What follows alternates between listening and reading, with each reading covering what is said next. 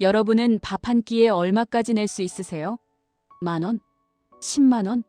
여기 메뉴판에는 고작 7천 원이라 적혀 있지만 훗날 수십억 원의 가치로 되돌아올 국밥 한 그릇이 있습니다. 돈 냄새가 아니라 사람 냄새가 그리운 분들이라면 지금부터 들려드릴 이 낡은 골목의 이야기에 귀 기울여 주시길 바랍니다. 서울 도심의 한복판, 재개발로 시간이 멈춘 물레동 뒷골목입니다. 화려한 빌딩 숲 사이, 빨간 스프레이로 철거 표시가 가득한 유령 같은 거리. 사람들이 하나둘 떠나간 이곳에 유일하게 불이 켜진 낡은 간판 하나가 보입니다. 바로 영순네 백반입니다. 가게 문을 열면 바깥 세상의 한기는 사라집니다. 구수한 멸치 육수 냄새와 하얀 김이 모락모락 피어오르는 곳. 그 주방 한가운데 주인 김영순 씨가 있습니다.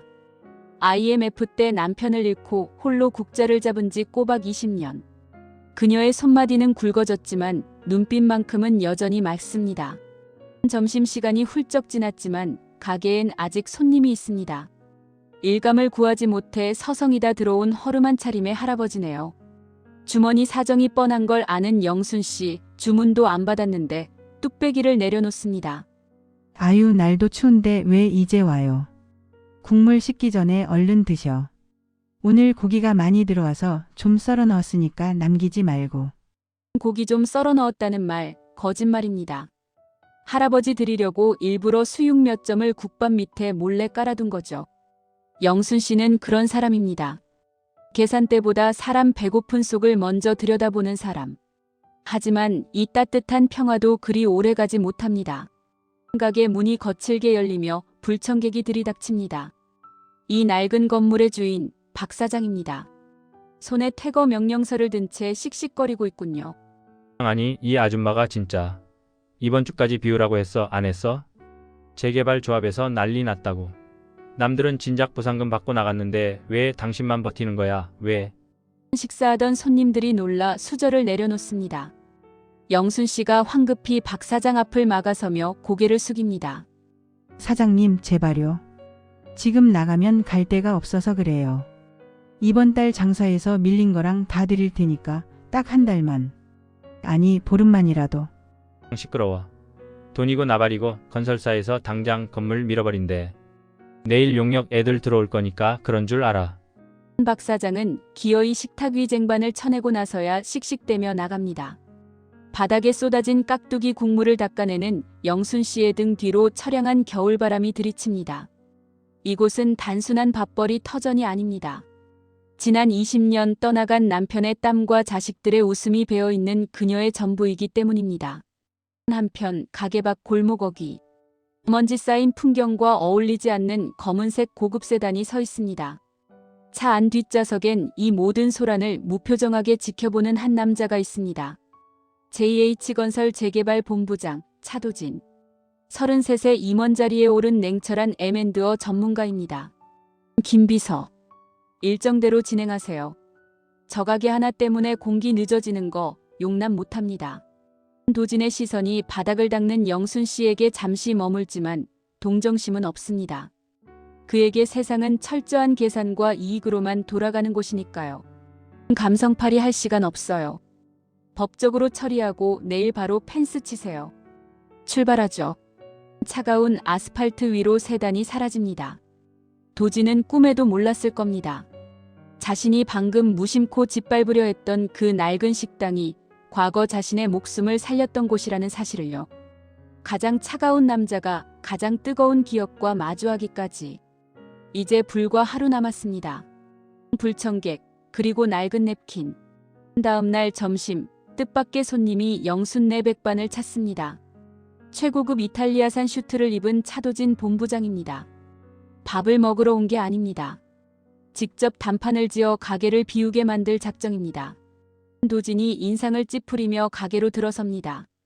묵은 김치 냄새, 끈적한 테이블. 모든 것이 그의 비위를 거스릅니다. 그는 마치 오물이라도 피하듯 가장 깨끗해 보이는 구석자리에 앉습니다. 어머, 손님 오셨네. 아이고, 내가 정신이 없어서 물도 못 드렸네. 잠시만요. 주방에서 영순 씨가 급히 나옵니다. 어제 박 사장의 행패 때문에 눈가가 붉게 부어 있습니다. 하지만 손님을 보자마자 습관처럼 웃으며 젖은 손을 닦습니다. 도진의 머릿속엔 오직 합의서 도장 생각뿐입니다. 사장님, 밥 먹으러 온 거 아닙니다. 저 누군지 아시죠? 어제 차에 있었는데. 냉정한 말투. 하지만 영순 씨는 그 뜻을 알아듣지 못한 척합니다. 그녀에게 문을 열고 들어온 사람은 적이 아니라 그저 사람이니까요. 알지 알아요. 그 높은 양반이 여기까지 오느라 얼마나 고생했어. 일단 이거 좀 마셔요. 날 추운데 빈속에 말하면 체해. 도진이 하려던 말이 따뜻한 숭늉 한 그릇에 막혀버립니다.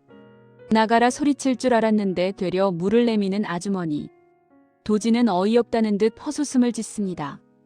이 보세요. 지금 상황 파악이 안 됩니까? 사장님 여기서 버티면. 말을 이으려던 찰나 도진의 시선이 벽면 구석에 멈춥니다. 유명인의 사인도 메뉴판도 아닌 낯선 무언가. 벽지조차 누렇게 바랜 그곳에 투명 테이프로 붙여놓은 코팅된 냅킨 한 장. 세월의 날과 너덜너덜해졌지만 검은 볼펜으로 그린 그림만은 선명합니다. 삐뚤빼뚤한 선, 과장되게 높은 층수, 옥상에 해바라기 한 송이. 건축학적으로 말도 안 되는 낙서지만 도진은 숨이 턱 막혀옵니다. 세상에서 오직 단 한 사람, 도진 자신만이 그릴 수 있는 설계도니까요. 저건 뭡니까? 식당 벽에 웬 낙서를. 도진이 홀린 듯 묻자 영순 씨가 그림을 바라보며 애틋하게 웃습니다. 아 이거 내 보물 1호야. 한 20년 됐나. 꼬질꼬질한 꼬맹이 하나가 밥값 대신 주고 간 거야. 나중에 성공해서 100층짜리 빌딩 지어서 거기서 나 장사하게 해준다고 맹세하고 갔거든. 순간 도진의 귓가에 이명이 들립니다. 20년 전 겨울밤. 고아원에서 도망쳐 굶주렸던 소년에게 대가 없이 국밥을 내주던 아줌마. 허겁지겁 먹고 도망치려던 소년을 붙잡고 밥값은 돈 말고 꿈으로 갚으라며 냅킨을 쥐어주던 그 손길. 그 아줌마가 지금 눈앞에 있는 이분이라고요? 그 녀석 어디서 밥은 안 굶고 다니는지. 살아있으면 지금쯤 저 양반만 한 나이가 됐을 텐데. 영순 씨의 혼잣말이 비수처럼 날아와 꽂힙니다. 도진은 황급히 서류 봉투를 집어듭니다. 정체를 들켜선 안 된다는 공포와 설명할 수 없는 죄책감이 밀려옵니다.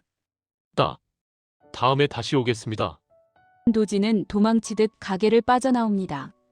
뒤에서 숭늉이라도 마시고 가라는 영순 씨의 목소리가 들리지만 돌아볼 수 없습니다. 완벽했던 인생 계획이 고작 낡은 냅킨 한 장 때문에 흔들리기 시작했습니다. 이 혼란을 잠재울 방법은 하나뿐입니다. 저 가게를 없애버리거나 자신의 과거를 인정하거나. 하지만 운명은 그에게 생각할 시간을 주지 않습니다. 무너지는 벽, 지키고 싶은 기억. 비극은 예고 없이 찾아옵니다.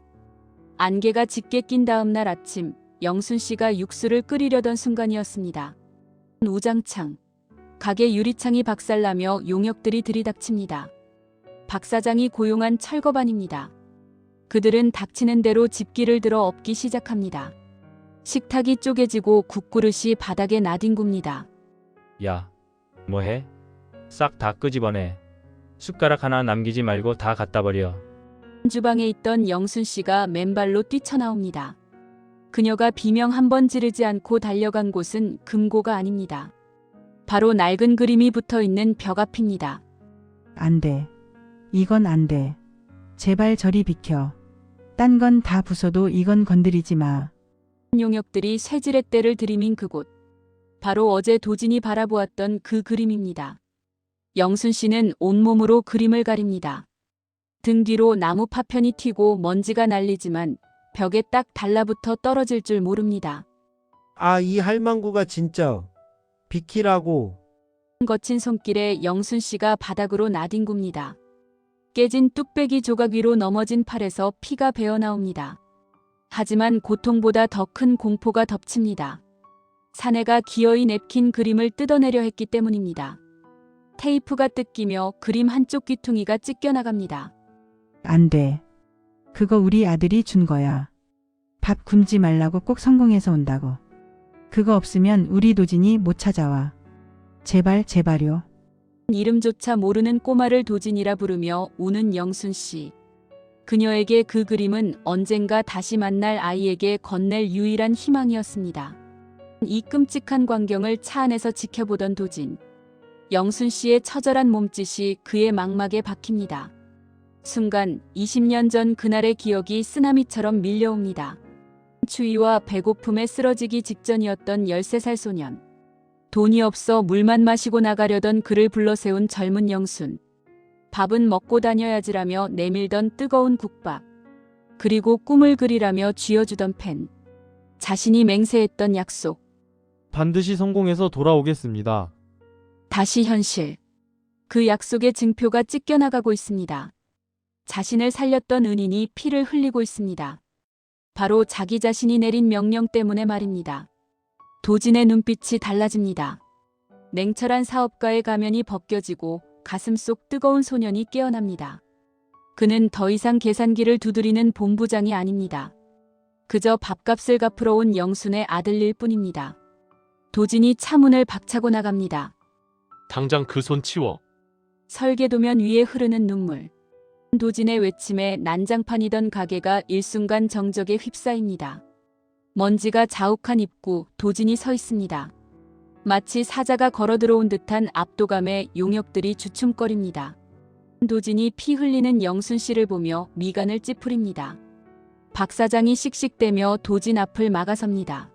아니, 당신 뭐야? 웬 놈인데 남의 영업방해를 해? JH건설 본부장이랑 내가 다 얘기 끝난 거라고. 도진은 품 안에서 서류 한 장을 꺼내 박 사장에게 던집니다. 그 본부장이 접니다. 그리고 방금 그 계약 제가 파기했습니다. 뭐라고? 내가 본부장이라고? 사색이 된 박 사장을 향해 도진이 나지막이 경고합니다. 내 건물에서 당장 나가.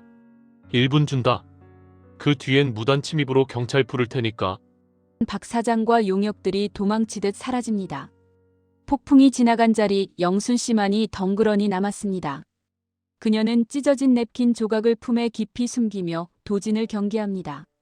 그때 도진이 영순 씨 앞에 한쪽 무릎을 꿇고 앉습니다. 비싼 양복 바지가 더러워지는 건 안중에도 없습니다. 그는 안주머니에서 또 다른 종이 한 장을 꺼내 펼칩니다. 정교하게 설계된 최신식 건축 조감도입니다.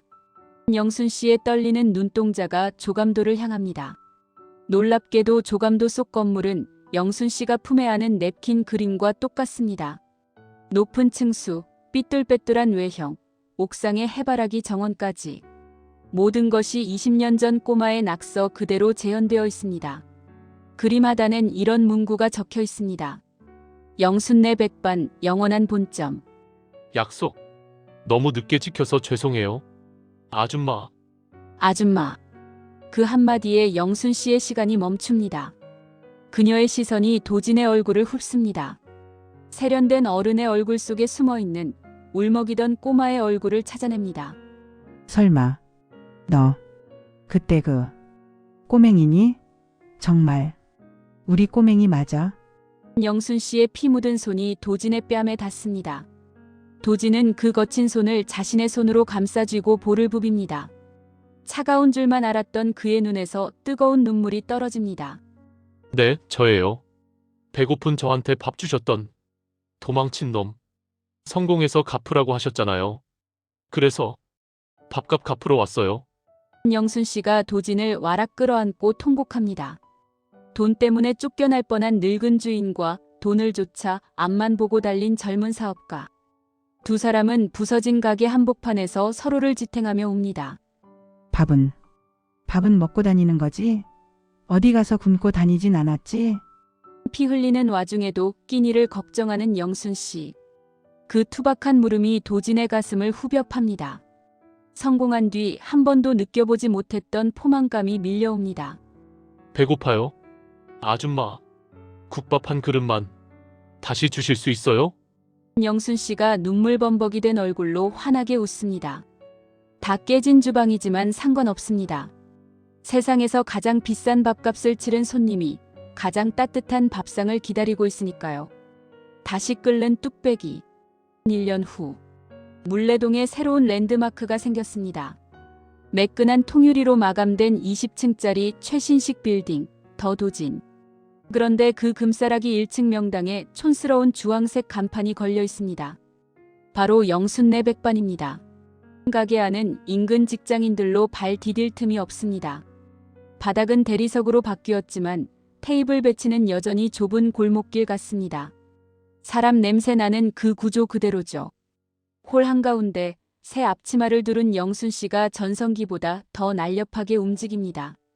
3번 테이블 제육 하나 추가. 아거기는 밥 좀 꾹꾹 눌러 담아줘. 총각들이 먹을 건데. 그때 말끔한 수트 차림의 남자가 들어옵니다. 이 건물의 주인이자 JH건설 대표 차도진입니다. 그는 익숙한 듯 구석자리에 앉습니다. 주문도 안 했는데 영순 씨가 뚝배기를 내려놓습니다. 왜 이제 와? 밥 때 놓치고 다니지 말라니까. 얼굴이 반쪽이 됐네. 회의가 길어졌어요. 사장님, 오늘 깍두기 좀 많이 익었나요? 영순 아유, 그냥 아줌마라 부르라니까 자꾸 사장님이래. 자, 여기 깍두기 국물. 이거 마셔야 속이 풀리지. 영순 씨가 깍두기 국물을 툭 밀어줍니다. 도진에게 이 투박한 서비스는 그 어떤 코스 요리보다 귀합니다. 국밥을 한 숟가락 가득 떠넣자 긴장했던 속이 비로소 풀립니다. 도진의 옆 벽면에는 황금 액자가 걸려 있습니다. 21년 전 도진이 그렸던 찢어진 냅킨 그림. 그리고 그 옆엔 도진이 설계한 신축 조감도가 나란히 걸려 있습니다. 하나는 꿈이었고 하나는 현실이 된 기적입니다. 볼 때마다 신기해요. 내가 저걸 어떻게 그렸는지. 신기하긴. 간절하니까 그린 거지. 너 그날 국밥 먹으면서 눈에서 레이저 나오는 줄 알았다. 두 사람이 마주보고 웃습니다. 피 한 방울 섞이지 않았지만 그들은 밥을 같이 먹는 진짜 식구입니다. 그때 가게 입구에 허름한 배달조끼를 입은 청년이 쭈뼛거립니다. 저 식사 되나요? 제일 싼 걸로 하나만. 도진의 시선에 20년 전 자신의 모습이 겹쳐 보입니다. 지갑을 꺼내려던 찰나 영순 씨가 한 발 빨랐습니다. 아유, 들어와. 젊은 사람이 뭐 그리 눈치를 봐. 밥은 넉넉히 줄 테니까 앉아. 오늘 고기 삶았어. 도진은 슬며시 지갑을 넣습니다. 저 청년에게 필요한 건 적선이 아니라 영순 씨가 주는 따뜻한 위로임을 알기 때문입니다. 도진은 조용히 계산대로 향합니다. 자신의 밥값 7,000원. 그리고 마음속으로 계산한 인생을 바꾼 밥값 70억 원. 그 외상값을 갚는 마음으로 오늘도 현금을 통에 넣습니다. 가게를 나선 도진이 통유리 너머를 봅니다. 영순 씨가 청년의 밥 위에 고기를 듬뿍 얹어주고 있습니다. 역시 세상에서 제일 맛있는 집이라니까. 삭막한 빌딩 숲, 차가운 바람이 부는 서울의 겨울. 하지만 영순네 백반의 뚝배기는 오늘도 식을 줄 모릅니다. 당신이 오늘 건넨 따뜻한 밥 한 끼가 누군가에게는 평생을 버티게 할 지붕이 되어줄지도 모릅니다. 가장 비싼 밥값은 돈이 아니라 마음으로 치르는 법이니까요. 이야기가 공감이 되셨다면 구독과 좋아요, 알림 설정 부탁드립니다. 더 좋은 이야기로 찾아뵐게요. 감사합니다.